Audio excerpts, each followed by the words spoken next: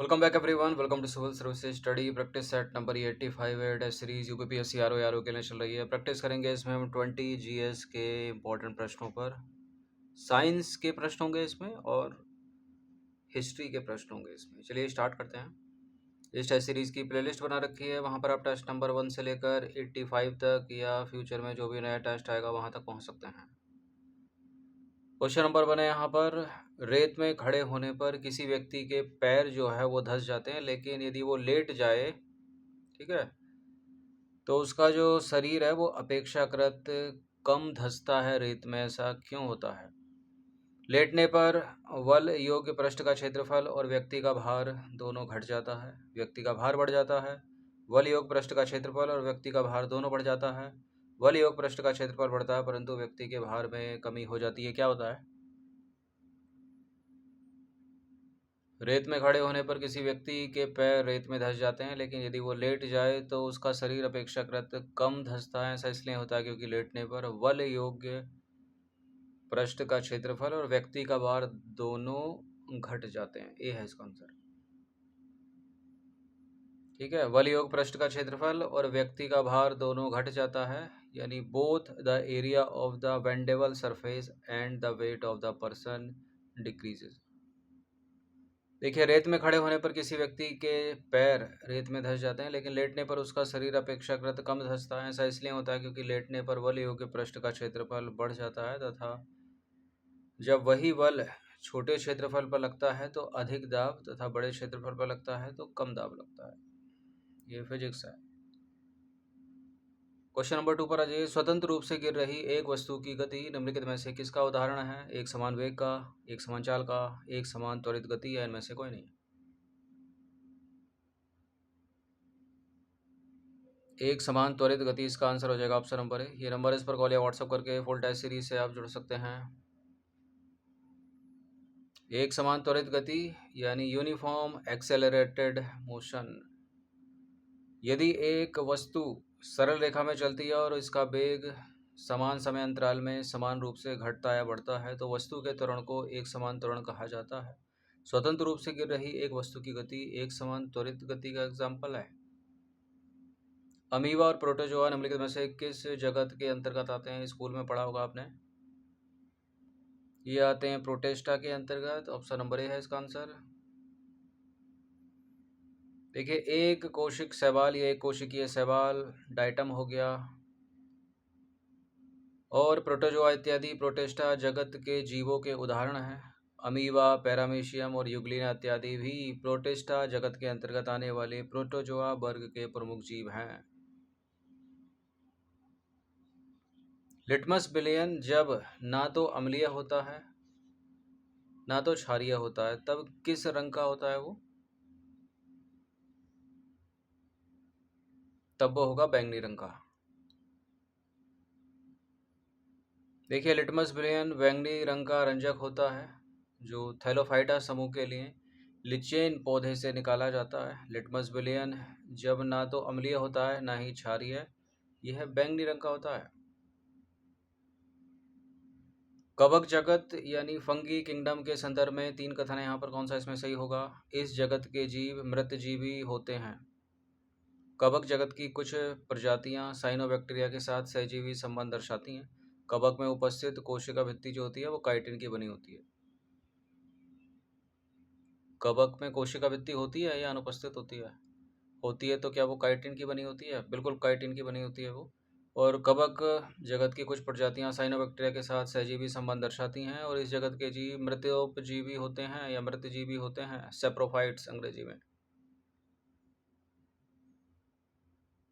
सारे के सारे करेक्ट हो गए, डी है इसका आंसर। तो कवक जगत के जीव के संबंध में ऊपर के सारे स्टेटमेंट सही हैं। और कवक जगत के जीव पोषण के लिए सड़े गले कार्बनिक पदार्थों पर निर्भर रहते हैं, ये लाइन याद रखिएगा।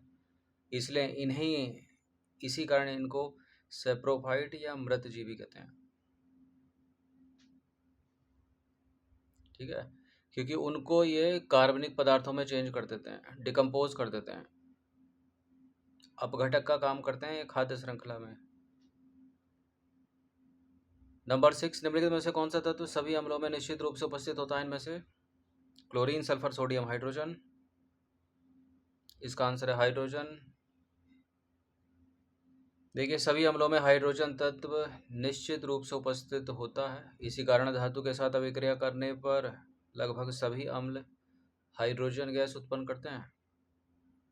एक व्यक्ति एक संवेदनशील तराजू पर खड़ा है। यदि वह गहरी सांस लेता है तो तराजू की रीडिंग बढ़ेगी घटेगी, रीडिंग पर कोई प्रभाव नहीं पड़ेगा। वह बढ़ेगी या घटेगी, यह वायुमंडलीय दबाव पर निर्भर करेगा। क्या है इसका आंसर? देखिए, जब वो इनहेल करेगा ना तो तराजू की जो रीडिंग जो है वो बढ़ी हुई दिखाई देगी। ठीक है, ये है इसका आंसर। व्यक्ति के गहरी सांस लेने पर तराजू की रीडिंग बढ़ेगी, अर्थात तराजू द्वारा व्यक्ति का वजन अधिक दर्शाया जाएगा। वॉशिंग मशीन का कार्य सिद्धांत क्या है?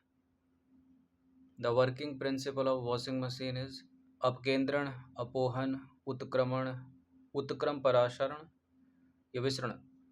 यानी अपकेंद्रण तो ये हो गया सेंट्रीफ्यूगेशन, अपोहन यानी डायलिसिस, उत्क्रम परासरण रिवर्स ऑस्मोसिस, विसरण हो गया डिफ्यूजन। देखिए, ये होता अपकेंद्रण। ठीक है, अपकेंद्रीय बल के सिद्धांत पर काम करती है वो वॉशिंग मशीन। ए है इसका आंसर। देखिए, वह प्रतिक्रिया बल जो परिमाण में अपकेंद्रीय बल के बराबर हो परंतु जिसकी दिशा अभिकेंद्रीय बल के विपरीत अर्थात केंद्र के बाहर की ओर होती है, अपकेंद्रीय बल यानी सेंट्रीफ्यूगल फोर्स कहलाता है। कपड़ा साफ करने की मशीन, दूध से मक्खन निकालने की मशीन आदि अपकेंद्रीय बल के सिद्धांत पर कार्य करते हैं। अपकेंद्रण क्या है? अब अपकेंद्रण एक ऐसा तरीका है जिसका प्रयोग कणों को उनके घनत्व के आधार पर अलग करने के लिए किया जाता है। यह प्रक्रिया एक अपकेंद्रित नामक उपकरण का उपयोग करके की जाती है जो पदार्थ को तेजी से घुमाकर कणों को उनके घनत्व के आधार पर अलग करता है। ठीक है, अब यहाँ पर जो मैल है कपड़ों से इसी तरह से अलग हो जाता है।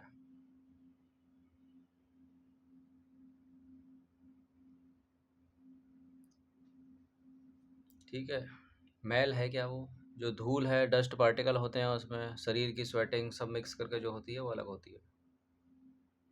क्वेश्चन नंबर 9 पर आ जाइए। न्यूटन के गति का पहला नियम जाना जाता है। ऊर्ध्वाधर गति, जड़ता है जड़त्व का नियम, संवेग संरक्षण का नियम या गुरुत्वाकर्षण। न्यूटन ने गति के 3 नियम दिए, स्कूल में आपने पढ़े होंगे, first law of motion, second और थर्ड। और पहला नियम जड़ता का नियम या जड़त्व का नियम के रूप में जाना जाता है। तो न्यूटन की गति के प्रथम नियम को जड़त्व नियम या जड़ता का नियम कहा जाता है। इसके अनुसार प्रत्येक पिंड तब तक अपनी विराम अवस्था अथवा सरल रेखा में एक समान गति की अवस्था में रहता है जब तक कोई बाह्य बल उसे अन्यथा व्यवहार करने पर या कोई दूसरा व्यवहार करने पर विवश नहीं करता। ये कभी कभार पूछ ली जाती है एग्जाम्स में, कौन सी सदिश राशि है, कौन सी अदिश राशियां हैं, उनके एग्जाम्पल विस्थापन, वेग, बल, आयतन। तो ये पूछ रहा कौन सी इसमें सदिश राशि नहीं है। विस्थापन, वेग, बल ये सदिश राशि हैं। आयतन जो है वो सदिश राशि नहीं है। देखिए, वे राशियां जिनको व्यक्त करने के लिए दिशा एवं परिमाण दोनों की आवश्यकता होती है सदिश राशियां कहलाती हैं, और जिन राशियों को व्यक्त करने के लिए केवल परिमाण की आवश्यकता होती है दिशा की नहीं, उन्हें कहते हैं अदिश राशियां। बल हो गया, वेग हो गया, विस्थापन हो गया, त्वरण हो गया, संवेग आदि सदिश राशियों के उदाहरण है, जबकि आयतन एक अदिश राशि है। एक रडार जो शत्रु के वायुयान की उपस्थिति का पता लगाता है प्रयोग करता है किसका? प्रकाश तरंगे, ध्वनि तरंगे, कणातीत तरंगे, रेडियो तरंगे। वो करता है रेडियो वेव का। ऑप्शन नंबर बी है इसका आंसर। देखिए, रडार एक ऐसी प्रणाली है जिसमें विद्युत चुंबकीय तरंगे, विशेषतः रेडियो तरंगे यानी रेडियो वेव की सहायता से स्थिर एवं गतिमान दोनों प्रकार की वस्तुओं की रेंज, दिशा एवं गति का पता लगाया जाता है। सीटी स्कैन करने में प्रयोग में लाई जाती है। सीटी स्कैन करने में प्रयोग में लाई जाती हैं क्या? Infrared, ultrasonic wave, visual light या एक्सरेज। शरीर के लिए हानिकारक होते हैं ये सीटी स्कैन वगैरह। ठीक है, और क्योंकि इनमें जो यूज़ होती हैं वो होती हैं एक्स किरणें, दिखाई तो देती नहीं, तो दृश्य प्रकाश तो होगा नहीं। डी है इसका आंसर। सीटी स्कैन या कंप्यूटेड टोमोग्राफी विशेष प्रकार का एक्सरे परीक्षण है जिसके द्वारा शरीर के अंदरूनी अंगों को देखा एवं रोगों का पता लगाया जाता है। 13वां प्रश्न है, जब एक ध्वनि तरंग एक माध्यम से दूसरे माध्यम में जाती है तो वह राशि जो अपरिवर्तित रहती है वो क्या है? देखिए, हमेशा जो है ना वो तरंग दैर्ध्य बदल जाती है, स्पीड भी बदल जाती है, लेकिन फ्रीक्वेंसी जो है वो सेम रहती है। ठीक है, ये है इसका आंसर। देखिए, ध्वनि एक स्थान से दूसरे स्थान तक तरंगों के रूप में गमन करती है। ध्वनि तरंगे अनुदैर्ध्य यांत्रिक तरंगे हैं, यानी लॉन्गिट्यूडनल मैकेनिकल वेव होती हैं। जब ध्वनि एक माध्यम से दूसरे माध्यम में जाती है तो ध्वनि की चाल बदल जाएगी, तरंग दैर्ध्य बदल जाएगी, लेकिन नहीं बदलेगी तो आवृत्ति, यानी स्पीड बदल गई, फ्रिक्वेंसी बदल गई। स्पीड बदल गई, वेवलेंथ बदल गई, नहीं बदली तो क्या फ्रिक्वेंसी। और ये बड़ी ही इंपॉर्टेंट लाइन है, इसको याद रखिएगा, पूछ लेते हैं एग्जाम्स में। क्वेश्चन नंबर 14 पर आ जाइए। चमगादड़ जो है अंधेरी रातों में उड़ सकते हैं और अपना शिकार भी कर सकते हैं, इसका कारण क्या है? उनकी आंखों के तारे बड़े होते हैं, उनकी रात्र दृष्टि जो होती है बहुत अधिक अच्छी होती है। प्रत्येक चिड़िया ऐसा कर सकती है, या चमगादड़ जो है पराध्वनि तरंगे निकालते हैं और उन्हीं के द्वारा निर्देशित होते हैं। बैट्स। ये सारे फालतू के एग्जाम्पल हैं, डी इसका आंसर सबसे अच्छा है। ठीक है, पराध्वनि तरंगे निकालते हैं और उन्हीं के कारण निर्देशित होते हैं। चमगादड़ उड़ते समय पराश्रव्य ध्वनि उत्पन्न करते हैं। यह ध्वनि तरंगे रडार द्वारा प्रक्षेपित प्रकाश तरंगों की भांति मार्ग की रुकावट से टकराने के बाद उद्गम स्रोत तक लौट आती हैं। अतः चमगादड़ जो है अपनी संवेदनशील इंद्रियों से संभावित रुकावट की दिशा और दूरी का अनुमान लगा लेता है। अलीपुर सेंट्रल जेल निम्नलिखित में से कहाँ पर स्थित है? ये कलकत्ता में है, बी है इसका आंसर। बहुत सारे क्रांतिकारियों को फांसी दी गई यहाँ पर। अलीपुर सेंट्रल जेल कोलकाता में स्थित है। इसकी स्थापना 1910 में की गई थी। ब्रिटिश राज के समय यहाँ राजनीतिक बंदियों को रखा जाता था। ऑपरेशन पोलो निम्नलिखित में से किससे संबंधित है? भारत छोड़ो आंदोलन, सविनय अवज्ञा आंदोलन, जूनागढ़ राज्य में सैनिक कार्यवाही, या हैदराबाद राज्य में सैनिक कार्यवाही से? हैदराबाद राज्य में सैनिक कार्यवाही से। हैदराबाद रियासत में सैनिक कार्यवाही के दौरान ऑपरेशन पोलो चलाया गया था। यह 13 से 18 सितंबर 1948 के मध्य चलाया गया था। खुदीराम बोस को निम्नलिखित में से किस जेल में फांसी पर भेजा गया था? अलीपुर, मुजफ्फरपुर, चटगांव, बरिशाल? मुजफ्फरपुर। देखिए, शहीद खुदीराम बोस भारत में ब्रिटिश शासन का विरोध करने वाले सबसे युवा क्रांतिकारी स्वतंत्रता सेनानी थे। जन्म उनका 3 दिसंबर 1889 को पश्चिम बंगाल के मिदनापुर जिले में हुआ था। अब ये लास्ट के दो पैरे हैं, बड़े इंपॉर्टेंट हैं। मुजफ्फरपुर के मुख्य प्रेसिडेंसी दंडनायक, नाम है उसका, D.H. किंग्सफोर्ड को मारने की साजिश के आरोप में खुदीराम बोस को मुजफ्फरपुर जेल भेजा गया था, जिसे मुजफ्फरपुर षड्यंत्र के रूप में जाना जाता है।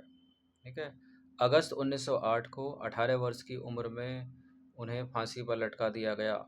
उन्हें किन्हें? खुदीराम बोस को, जिसने उन्हें भारतीय स्वतंत्रता आंदोलन का सबसे कम उम्र का शहीद बना दिया। ये इम्पोर्टेंट है लाइन, प्रश्न बन जाता है इस पर। ठीक है, याद रखिएगा इसको। सबसे कम उम्र के शहीद खुदीराम बोस। 18वां प्रश्न है, मदर टेरेसा के द्वारा स्थापित धर्म संघ कहलाता है? Sisters of charity, missionaries of charity, organisation of love, charity for all? क्या है इसका आंसर? मदर टेरेसा 1910 में जन्मी थी और मृत्यु उनकी भारत में हुई थी। मिशनरीज ऑफ चैरिटी कहलाता है, बी है इसका आंसर। मदर टेरेसा द्वारा मानव सेवा के लिए वर्ष 1950 में स्थापित संघ मिशनरीज ऑफ चैरिटी कहलाता है। क्वेश्चन नंबर 19 पर आ जाइए। प्रथम अखिल भारतीय समाजवादी युवा कांग्रेस का सभापति कौन था? पहली अखिल भारतीय समाजवादी युवा कांग्रेस का सभापति Jawaharlal Nehru, option number C. देखिए, प्रथम अखिल भारतीय समाजवादी युवा कांग्रेस कोलकाता में 27 दिसंबर 1928 को संपन्न हुई। इस कांग्रेस की अध्यक्षता जवाहरलाल नेहरू ने की थी। क्वेश्चन नंबर 20 पर आ जाइए। निम्नलिखित में से कौन सी घटना सबसे पहले हुई? लॉर्ड लिटन का दिल्ली दरबार, संथाल विद्रोह, प्रथम आंग्ल सिख युद्ध यानी अंग्रेजों और सिखों के बीच होने वाला पहला युद्ध, इलवर्ड विल विवाद। इसको थोड़ा और टफ कर लें तो घटते बढ़ते क्रम में ही पूछ लेता है। इलवर्ड विल विवाद बड़ा ही इंपॉर्टेंट है, 1883 का है ये। प्रथम एंग्लो सिख युद्ध है 1845-46 का। संथाल विद्रोह है 1855-56 का। और लॉर्ड लिटन का दिल्ली दरबार 1877 का है, जहाँ तक याद आ रहा है हमें। तो सबसे पहले जो घटना संपन्न हुई है वो प्रथम एंग्लो सिख युद्ध, और सबसे अंत में अगर पूछ लेता तो उसका उत्तर हो जाता इलवर्ड विल विवाद। सी है इसका आंसर। ठीक है, लॉर्ड लिटन का दिल्ली दरबार 1877 में, संथाल विद्रोह 1855-56 में, प्रथम आंग्ल सिख युद्ध 1845-46, तो यही आंसर हो गया। और इलवर्ड विल विवाद की घटना 1883 सबसे अंत में। वो 20 प्रश्न थे ये, इनकी प्रैक्टिस कर लीजिएगा। ये नंबर इस पर कॉल या व्हाट्सएप करके फुल टेस्ट सीरीज से जुड़ सकते हैं। और सब्सक्राइब रखना सिविल सर्विसेज स्टडी चैनल को।